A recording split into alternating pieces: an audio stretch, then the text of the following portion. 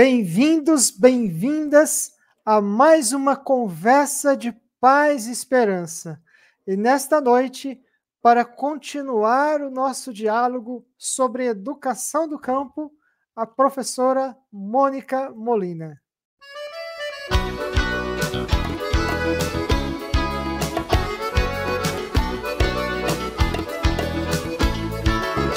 É bonita demais, é bonita demais, a mão de quem conduz a bandeira da paz. É bonita demais, é bonita demais, a mão de quem conduz a bandeira da paz.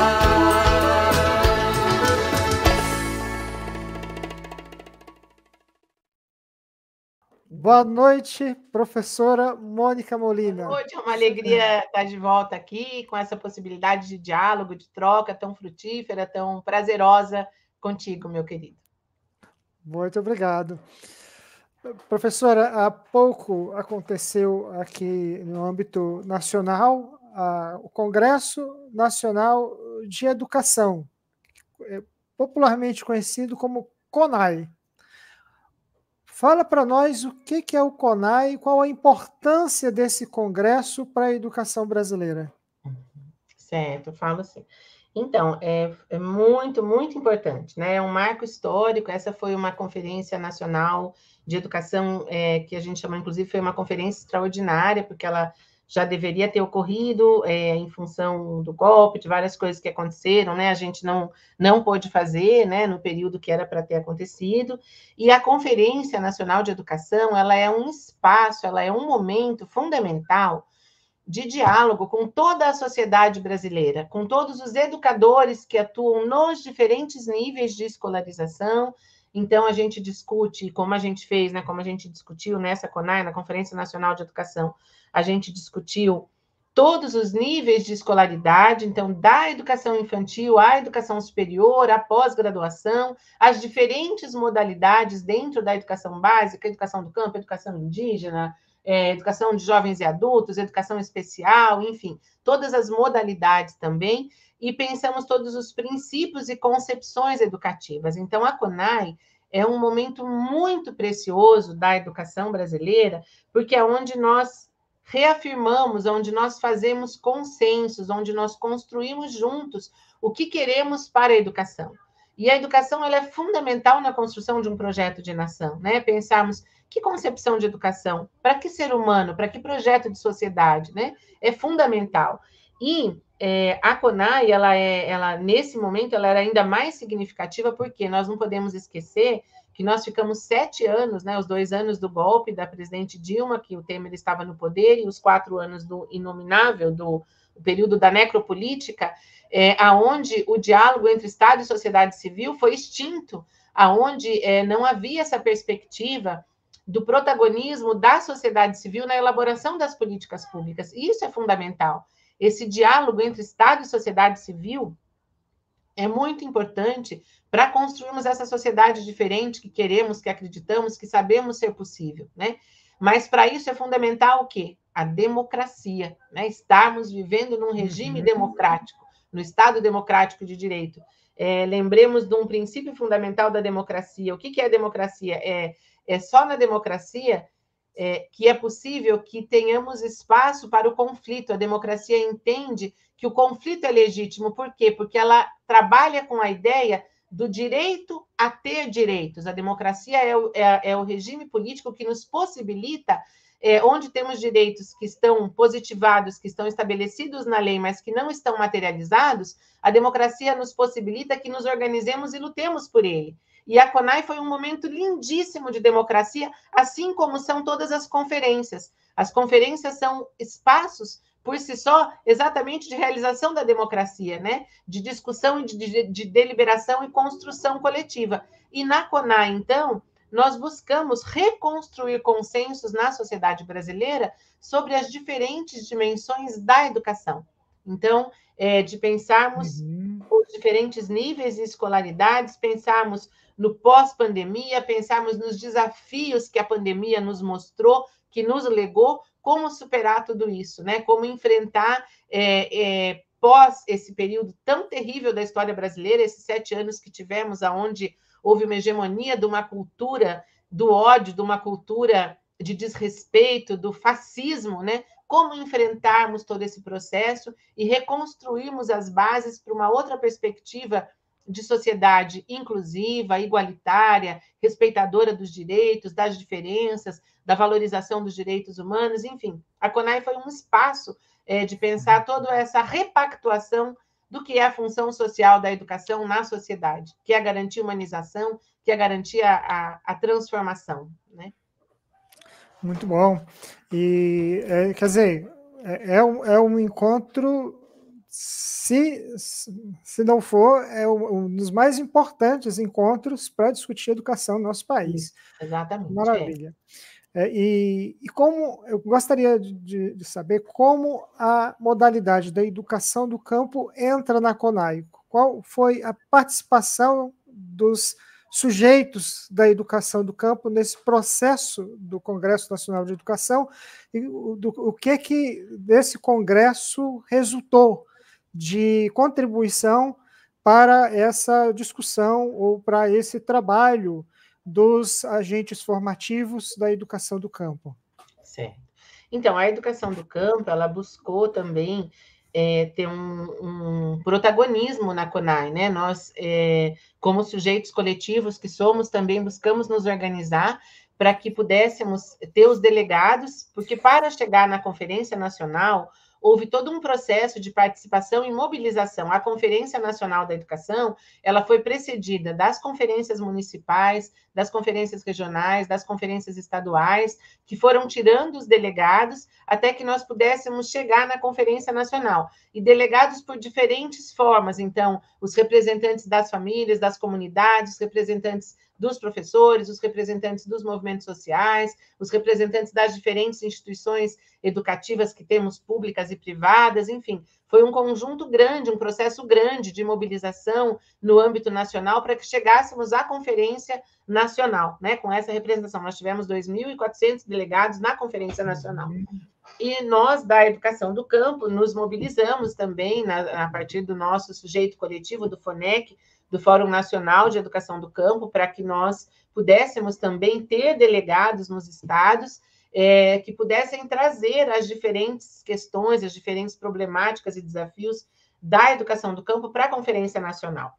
E uma das principais ações que nós consideramos que foi muito significativo na CONAI foi o fato de, a partir, quem organizou todo o processo da CONAI, o documento base que foi discutido, foi o Fórum Nacional de Educação, que é a nossa grande instância, né, onde estão presentes mais de 50 organizações ligadas às diferentes instâncias e grupos, né? São 50 entidades, então, as entidades de pesquisa, ANPED, ANPAE, ANFOP, aí as organizações sociais, a todas as secretarias do MEC, enfim, um grupo muito grande de organizações. No documento da CONAI tem essas 50 entidades que construíram este documento base, que foi o documento que foi discutido nessas conferências estaduais, né, nas conferências municipais, nas conferências estaduais, até chegar na nacional.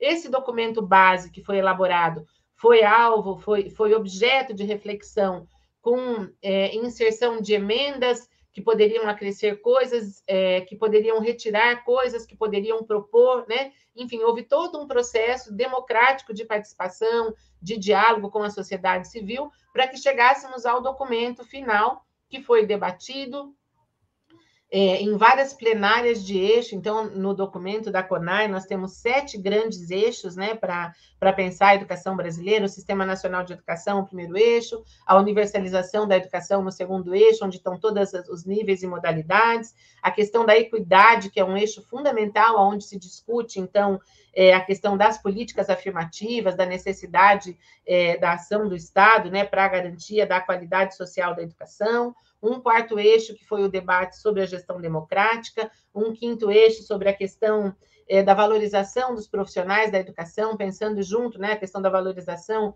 pensando de uma maneira indissociável com a carreira, com a remuneração, com as condições de trabalho, com a formação inicial e continuada, um sexto eixo do financiamento e um sétimo eixo muito importante que não tínhamos antes, que é a questão da educação e da justiça socioambiental, né? Pensando a centralidade das questões ambientais, das mudanças climáticas, que é um problema que afeta e que diz respeito a toda a sociedade, né? Problema mundial, e que também é um eixo fundamental de pensar, então, as políticas educativas. E o Fórum Nacional de Educação do Campo, a partir da representação dos movimentos que tinham assento no fórum, né, trouxe para o fórum a plataforma que o Fórum Nacional de Educação do Campo havia construído, a plataforma educativa que nós havíamos construído na transição do governo Lula, exatamente colocando todas as questões que entendemos que são muito importantes de serem objeto de políticas públicas. E muitas dessas nossas demandas e reivindicações foram incorporadas a partir desse diálogo com os estados. Então, eu vou listar aqui algumas principais, porque são muitas, né? Não dá para a gente falar de tudo. Nós conseguimos ter no documento da CONAI, tem 77 itens que tratam da educação do campo, o que é um avanço, né? Considerado as outras conferências. Nós tivemos, durante o próprio processo da Conferência Nacional de Educação, nós, a partir do Fórum, do FONEC, do Fórum Nacional de Educação do Campo, nós fizemos 3 colóquios durante a conferência, discutindo a formação inicial e continuada dos educadores, discutindo a questão do financiamento e discutindo uma questão crucial, que é o fechamento de escolas do campo, que é um problema gravíssimo de toda a sociedade brasileira, associado àquela questão que nós falamos no outro programa, né, do modelo hegemônico de desenvolvimento na agricultura, a partir do agronegócio. Então, nós fizemos colóquios discutindo essas questões e tentando, a partir delas, inserir elementos importantes no documento. E aí, vou tentar fazer uma síntese aqui, pensando nos 7 eixos. Em todos eles, nós temos elementos relevantes para a educação do campo. Em todos eles, nós conseguimos ter alguma inserção, né? Primeiro, é importantíssimo dizer que na educação do campo, que nós entendemos hoje que o nosso grande desafio é defender a educação como um direito, é defender a educação pública, porque é isso que está em questão, né? A continuidade do direito à educação, da educação pública para todos nós. Se quando começamos o movimento da educação do campo foi um momento de afirmação da especificidade, hoje o que está em questão é a própria universalidade, é de fato a ideia da educação como direito. Tanto que o mote do Plano Nacional de Educação foi a educação como um direito humano, né? Porque sabemos do momento tão grave, tão intenso de disputa dos fundos públicos para a privatização dos diferentes direitos, da educação, da saúde, né, da alimentação, enfim, né, toda essa questão maior que temos que estar bastante atentos, vigilantes e organizados para garantir a continuidade dos direitos, né? E a educação está nesse rol de disputa dos fundos públicos por esse outro projeto societário puxado pelo neoliberalismo. Na CONAI, então, pensando nos 7 eixos, eu destacaria aqui 5 questões para pensar os sujeitos do campo. O ingresso dos sujeitos camponeses na educação superior é um ponto muito importante, já vou dizer por quê. A permanência dos sujeitos camponeses na educação superior, a concepção da formação de educadores, os desafios que os egressos camponeses da educação superior têm para a inserção nas redes e a questão da formação continuada. Por que esses pontos, né? Por que nós estamos selecionando esses pontos? Porque no nosso outro programa nós falamos sobre as políticas públicas de educação do campo, né? Sobre o Pronera e a licenciatura, e entendo que é muito importante trazer os avanços que a CONAI representa para a própria licenciatura em educação do campo, porque ela é hoje uma das nossas mais importantes políticas públicas, né? Junto com o Pronera. Então, nós temos o Programa Nacional de Educação na Reforma Agrária e as licenciaturas. Hoje, as licenciaturas em educação do campo estão presentes em 39 instituições no Brasil, instituições de ensino superior. Nós temos 59 cursos de licenciatura, onde estão matriculados cerca de 6.800 estudantes, e hoje nós temos já 3.000 egressos dessa política, ou seja, educadores camponeses formados nessa licenciatura para atuar nas escolas do campo. Embora esses números sejam expressivos, esses últimos 7 anos de acefalia do Estado, né, então nem sei se a gente pode chamar de Estado, mas enfim, né, daquele povo que tomou de assalto a sociedade brasileira, que tentou desconstruir essas políticas que buscavam enfrentar as desigualdades que nós temos tão forte na sociedade brasileira. E a licenciatura do campo foi uma das políticas que sofreu muito, né? Que teve uma enorme perda de recursos, assim como teve o Pronera, que teve a total extinção das políticas de assistência estudantil, né? E isso impactou profundamente a presença dos sujeitos camponeses na educação superior.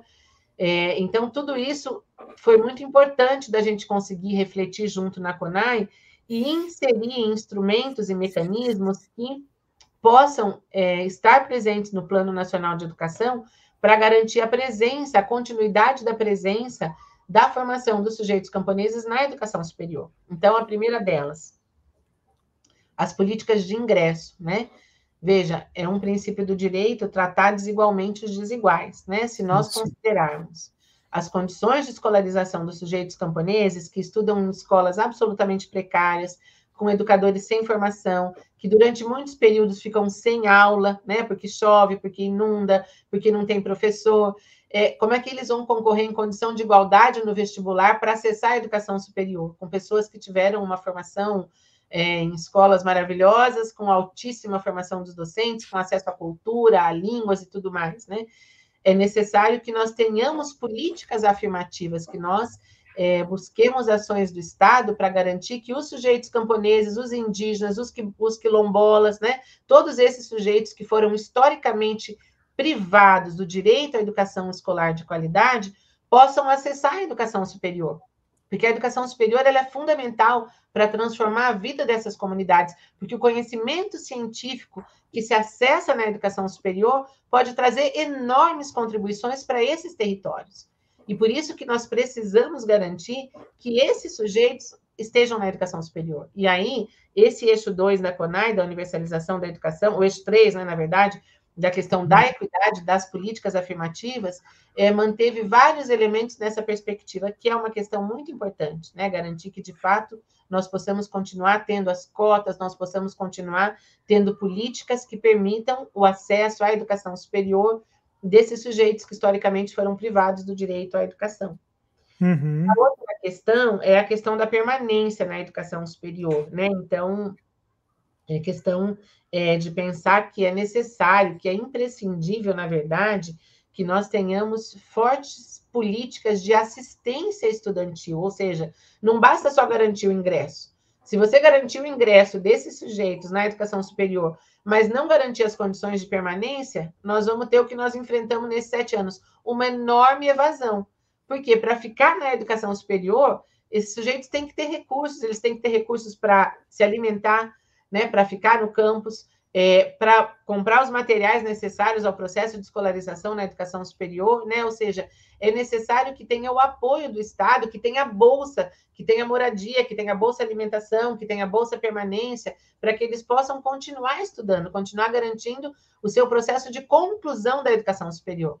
Então, no documento da CONAI também foram inseridos alguns instrumentos bastante importantes da política de assistência estudantil, né? No nosso caso, também a própria questão da alternância. Então, nós conseguimos garantir diferentes dispositivos que legitimam a oferta da educação superior em alternância. O que é alternância? Talvez algumas pessoas não conheçam, né? É muito comum na educação do campo, mas a alternância é a construção de um processo educativo onde nós alternamos tempos e espaços de formação. Então, esses sujeitos indígenas, quilombolas, ribeirinhos, agricultores familiares tradicionais, assentados da reforma agrária, serratenses, geraizeiros, comunidades de fundo de pasto, enfim, toda essa diversidade de sujeitos que hoje acessam a educação superior a partir da educação do campo, vem para as universidades, naquelas 39 instituições que eu falei, naqueles 59 cursos, permanecem nas licenciaturas em educação do campo durante um período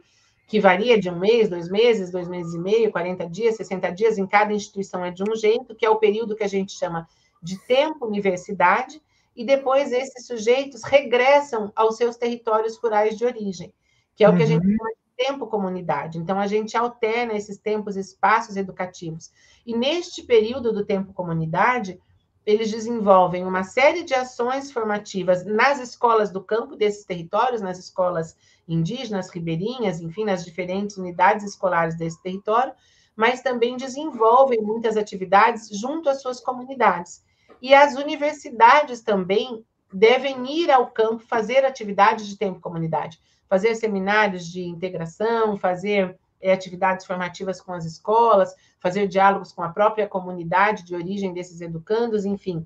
Materializar a alternância exige que nós tenhamos condições desse ir e vir, né? Esse ir e vir, ele não é só dos sujeitos camponeses para a universidade, mas é da universidade também para o campo, né?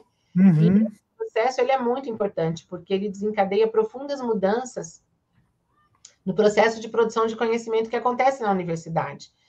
O fato da universidade estar nesses territórios, vivenciando, conhecendo esses outros modos de produção material da vida desses sujeitos, repercute muito também no próprio processo de produção de conhecimento.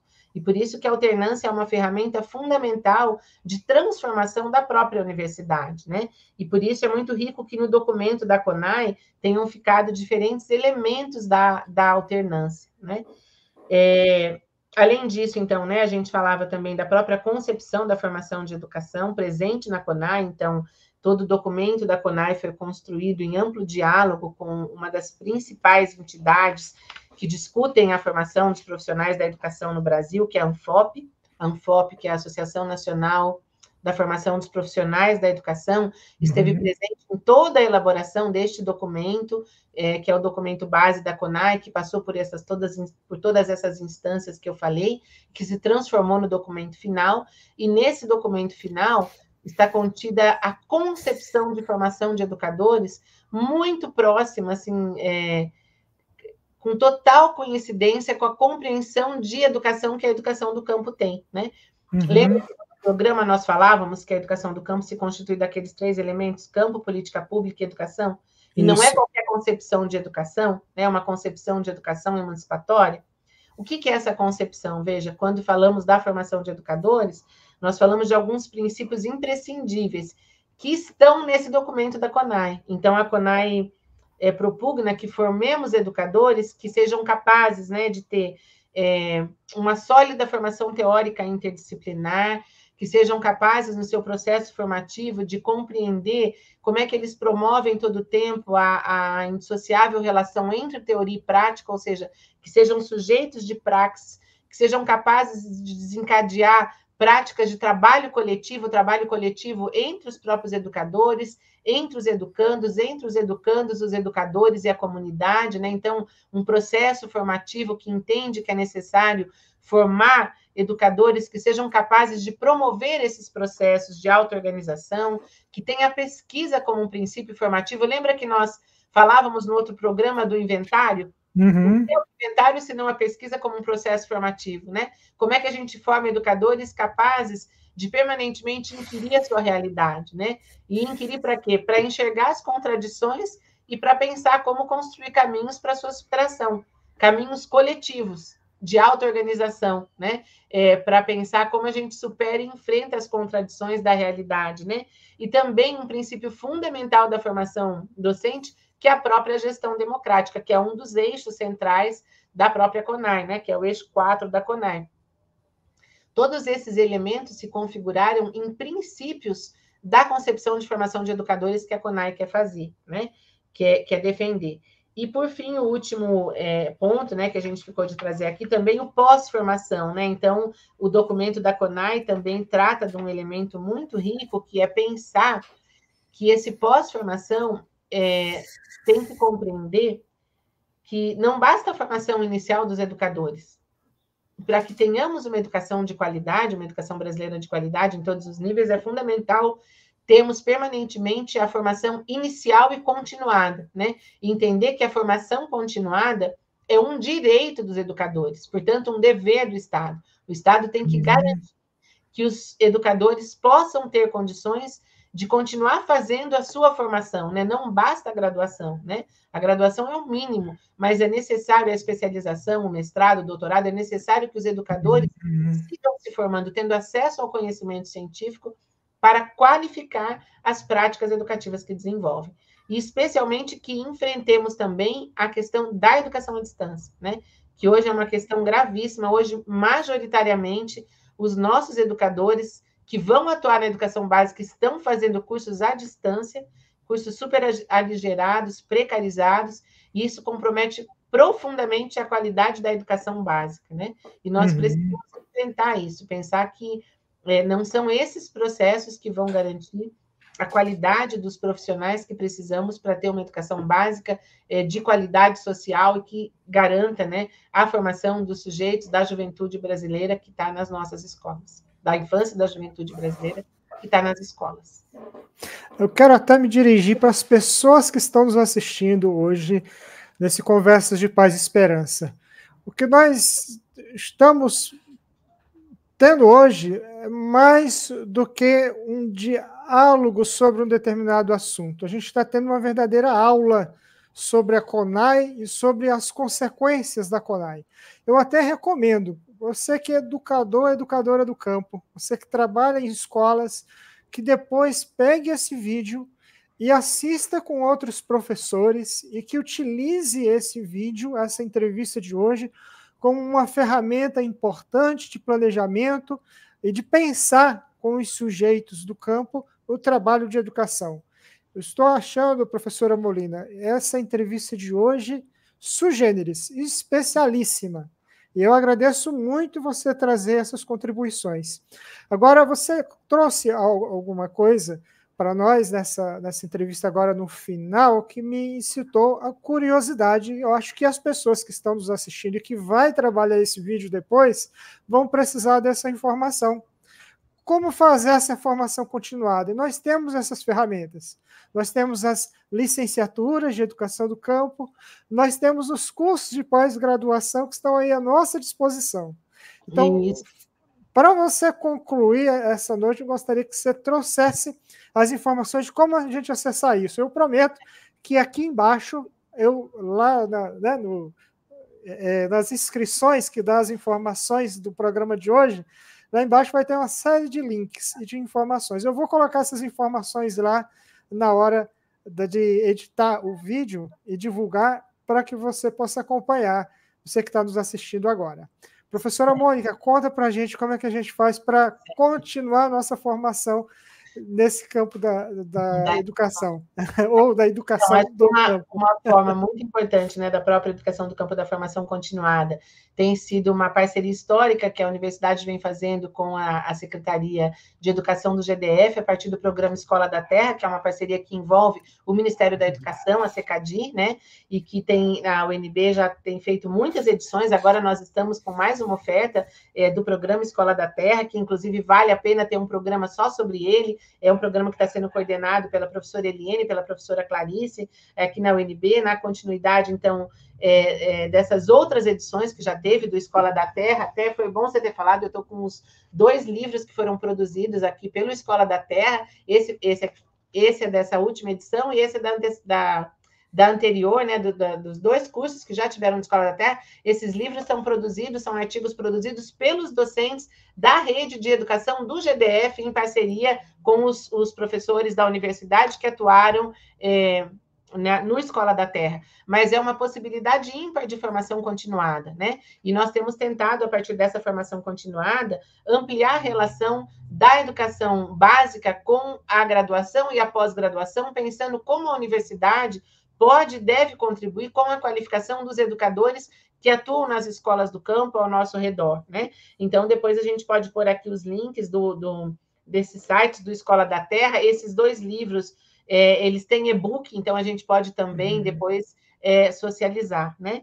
Mas também acho que é bem importante falar de uma possibilidade daí de formação continuada também, que é o próprio mestrado e o doutorado, né? Então, estão abertas agora na UNB a seleção do mestrado e do doutorado para várias áreas do conhecimento na Faculdade de Educação. O nosso edital de seleção está aberto na pós-graduação. Nós temos 7 linhas da pós-graduação em educação da UNB, e uma delas é a própria linha de educação ambiental e educação do campo, onde também nós temos acolhido muitos educadores da rede pública que estão seguindo a sua formação nessa perspectiva de continuar estudando e ajudando a construir os conhecimentos teóricos, epistemológicos da educação do campo. Muito obrigado, professora. Deixa aqui a sua mensagem final e nos despedimos com muita saudade de tanto conhecimento e sabedoria que você nos trouxe essa noite e na noite da segunda-feira anterior. Oh, querido, eu que agradeço a sua generosidade, o seu carinho, o seu cuidado, de coração, espero ter podido contribuir e que a gente possa sempre seguir estudando, nos formando, pensando que o conhecimento é uma ferramenta muito importante para ajudar a gente a fazer o que propõe o seu programa, né? Construir conversas de paz e esperança, que sejamos sinais de paz, né? Mas para ter paz, a gente precisa ter justiça social. Não vai existir paz sem justiça social. A justiça social é uma condição fundamental para a gente ter paz. Então, que a nossa esperança nos ajude a construir lutas, como nos ensina o Paulo Freire, né? Que a gente tem esperança não do verbo esperar, que a gente tem esperança do verbo esperançar. Esperançar é agir, é construir junto, é lutar, é transformar, né? Então, que possamos viver muito aquilo. Tem um pensamento que eu gosto muito do José Martí, né? Aquele grande educador cubano, que ele fala: fazer é a melhor maneira de dizer. Que façamos, como você está fazendo, cavando um espaço, disputando as mídias sociais, né? Esse espaço que tem semeado tanta coisa ruim, você está fazendo uma ação contra-hegemônica, criando um espaço para semear uma outra perspectiva de sociedade. E hoje, mais do que nunca, é isso que a gente precisa fazer. É a batalha das ideias. Nós estamos, de fato, numa guerra cultural, né? Nós precisamos, o máximo possível, dialogar com a sociedade em todos os espaços que tivermos. Precisamos dialogar, enfrentar essa onda enorme de fake news, de desinformação, né? Que tem tomado conta da sociedade brasileira e que nos levou a um momento muito grave. Então, precisamos todos nós, que somos educadores, dedicarmos o máximo de tempo que tivermos para dialogar com a sociedade, para construirmos juntos uma visão, de fato, do que são os nossos problemas, da onde precisamos colocar nossa energia para construir uma sociedade de paz e de esperança. Professora Molina, muito obrigado. Tenha uma excelente noite. Fica com Deus. Fica com Deus também, todos nós. Até a próxima oportunidade. Até, querido. Muito obrigada, viu?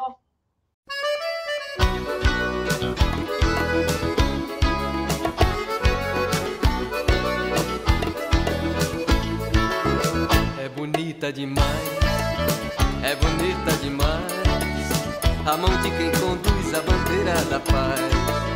É bonita demais, é bonita demais, a mão de quem conduz a bandeira da paz.